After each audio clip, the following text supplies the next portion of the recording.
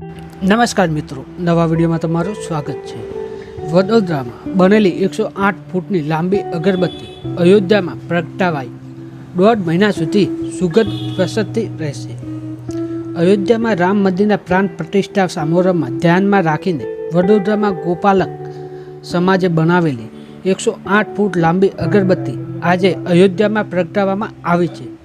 એક અંદાજે પ્રમાણે 1.5 મહિના કરતાં વધારે સમય માટે આ અગરબત્તી સુગંધથી અયોધ્યા મહેકતું રહેશે। રામ મંદિરનો પ્રાણ પ્રતિષ્ઠા સમારોહ 22 જાન્યુઆરીએ યોજવામાં આવી રહ્યો છે। ભગવાનના રામના જય જયકાર વચ્ચે 108 લાંબી અગરબત્તી અયોધ્યામાં આંતરરાષ્ટ્રીય બસ સ્ટેજ નજીક પ્રગટાવવામાં આવી હતી। આ પ્રસંગે શ્રી રામ જન્મભૂમિ તીર્થ ક્ષેત્ર પ્રમુખ મહંત નૃત્ય ગોપાલ દાસજી પણ ઉપસ્થિત રહ્યા હતા।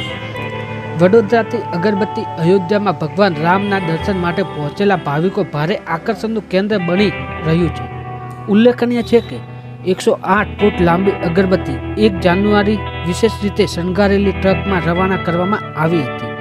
ભારતના વિવિધ રાજ્યોમાં પસાર થઈને આ અગરબત્તી 11 જાન્યુઆરીએ અયોધ્યા પહોંચી તે પહેલાં સમગ્ર રૂટ પર દરેક રાજ્યમાં લોકોએ તેના દર્શન કરવા માટે પડાપડી કરી હતી। વડોદરામાં અગરબત્તીને બનતા 4 મહિના જેટલો સમય લાગ્યો હતો।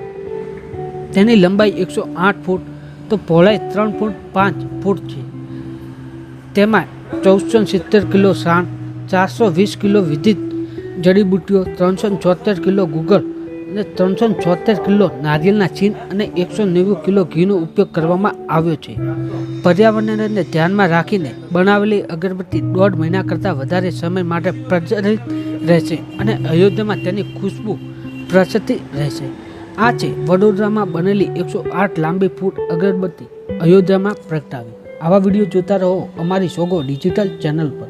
લાઈક, સબસ્ક્રાઈબ કરો અને જોતા રહો।